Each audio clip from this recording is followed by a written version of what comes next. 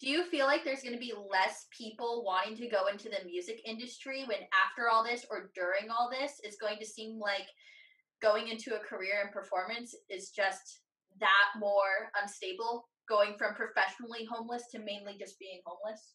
Okay, okay, now I understand what you're asking. Oh yeah, 100%, without a doubt, and it would be bizarre if that wasn't the case, just because of human nature and all of that, and wanting to back a winning horse and a venerated art form that's going to make you money that you can support your livelihood with. Kind of morbid optimism being for a lot of people that are on the edge of it's kind of deciding, is this what I want to do? If you have to, no, again, this is my opinion, but if you have to think that coming out of this, like if I have to drag you across the starting line, you're probably not going to make it to the finish line, sort of deal. Don't do it. If you, David Holloway was a wonderful metropolitan baritone. He was the head of the voice department at my school for a while. Fantastic man. I think he either runs or had a lot to do with the Santa Fe. Younger, yeah. Is he still there? Yeah. He is. Okay, there we go. He was teaching performance class one day, and he said, "If you don't want to sing, don't sing."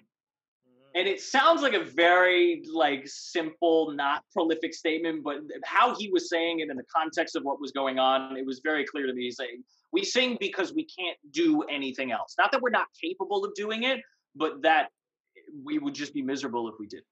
And given the circumstance, if you're not that type of person, maybe consider it as a hobby.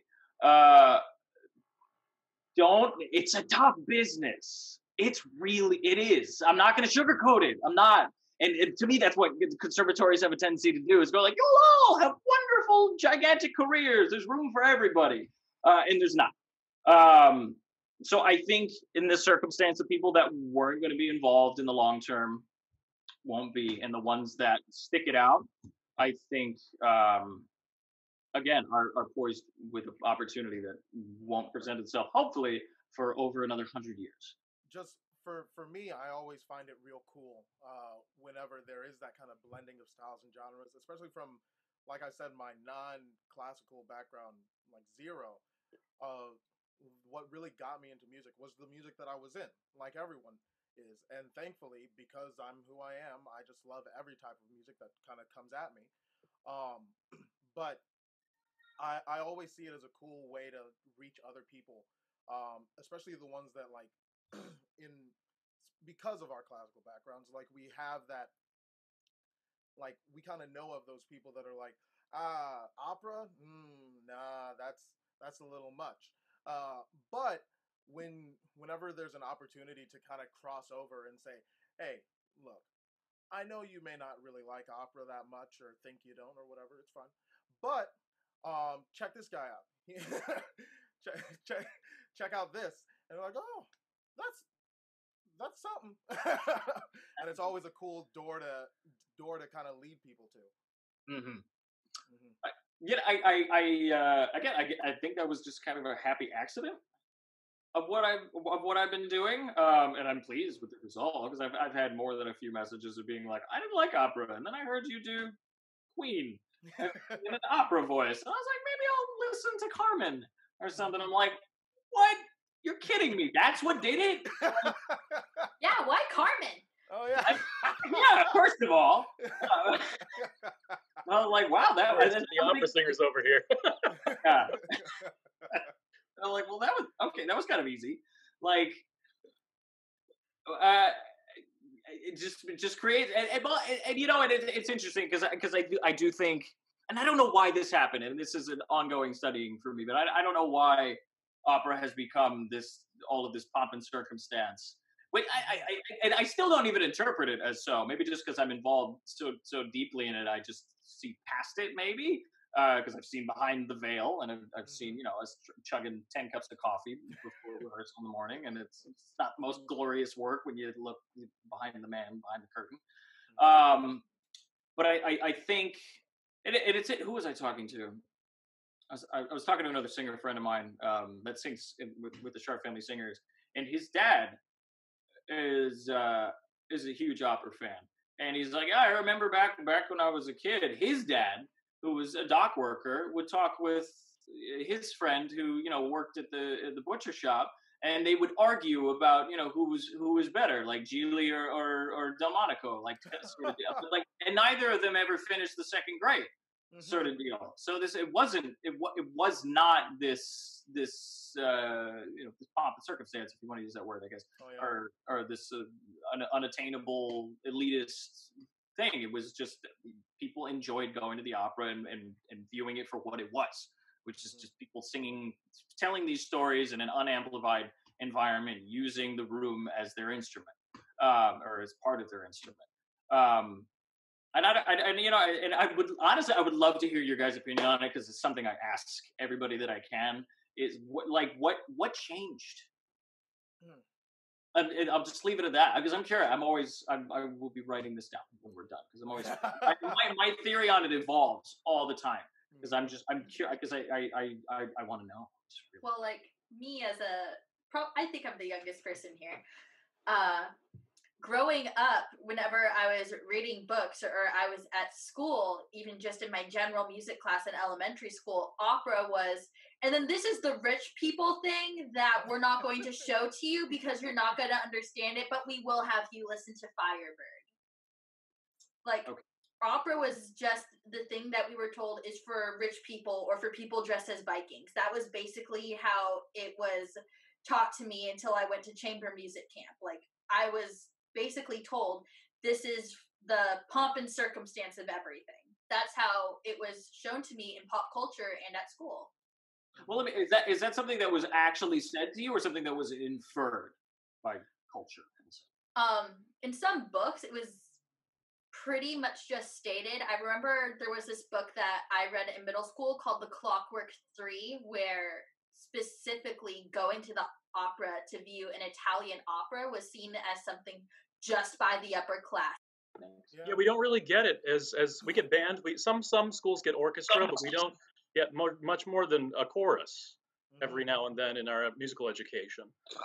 I think part of the way we combat it is with the outreach programs that like Des Moines Metro Opera does, that Dayton Opera does. There are lots of really good ones that bring opera out into the elementary schools and give them a point of exposure, where it's not this foreign thing that they've never experienced before, that they come to it later in life, or when they have lots of money, that it's just there. And I think we've got to push back. I think that's on us. That's it. It's interesting. It seems like of course I would have arrived, but I've never actually thought about it like that. There's just more competition. There's more. Back in the day, that was the only thing that you had available to you was classical music, and in a grand sense of like thousands of people viewing it at once versus, you know, like a coffee shop sort of deal. That's interesting. I like that. And now we have Billie Eilish in The Death of Melody. Hey, you gotta do what you gotta do. Hey, but if she asks me to sing with her, I'll totally do it. That's right. In a second. She can write a bop. I'll give her that. I won't deny I have her on my playlist. Between musical theater and opera, do you have different things that you enjoy about both, or a preference between the two? I love them both. I drift more towards the more legit musical for obvious reasons. But I really love both. I think at the end of the day, I think opera will always be my end all be all. Again, because I must. It's in my bones, if you will. But I really do enjoy musical theater. It has a lot to offer, especially being in the native language that I speak is always a bonus for what it is. And it being and amplified singing does lend itself to a completely different range of colors that you don't necessarily play around with classical music, only because it won't be heard. And just the diversity it has it's an all-encompassing field. There's rock, pop, opera, every kind of country, classical, legitimate, blah blah blah, belter, old time, Cole Porter, like it's all there. Like it's an all-encompassing art form. I think, and sometimes you just want to do a little razzle dazzle jazz hands and have a good time and just smile and go see Hello Dolly, and that's it. Like I never smiled bigger than just going to see Hello Dolly, and I was like, that just felt amazing. I just feel good right now. And there's some Barbara Seville is one of those for me as well. There's I love both, but it's just it hits different. Both, but at the end of the day, I've leaned further towards opera just because it's me. I guess it's in my bones. It's what I want to do. It's my end all be all. But I would never turn my nose up at any other sort of musical opportunity because of what it could do for me as a person and my growth and getting to experience things. And just because if it's music, I love it. Like it didn't ask to be written certain capacity or a certain way. So I don't hold that against it ever. I just try to enjoy it for what it is on page and hopefully some witty lyrics that make me feel something.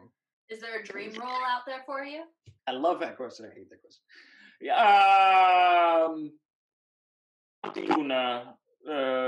Il Trovatore. One day. Not any day soon, but 10. How old am I? 7 years. 7 years. Then I'll start 7 years, somewhere in that gap. We're working on Il Ballet now. Yeah. Oh no. I've been working on it since I was 18. Stupidly. Yeah. No. That's my dream role. For opera, for musical theater. So many wonderful roles. I mean, given the current circumstance, Phantom's near the top.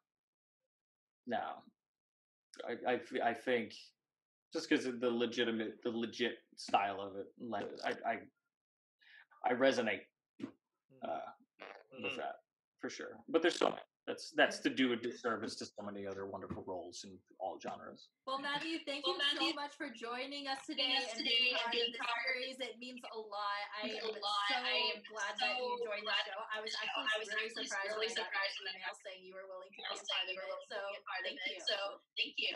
My pleasure. And again, thank you, all of you, but especially you, Sapphire, for putting this together, making this forum, for being so gracious and polite and wonderful, making this a comfortable experience. Is it an animal of some kind? Yeah, my dog just walked in. I have to ask to see your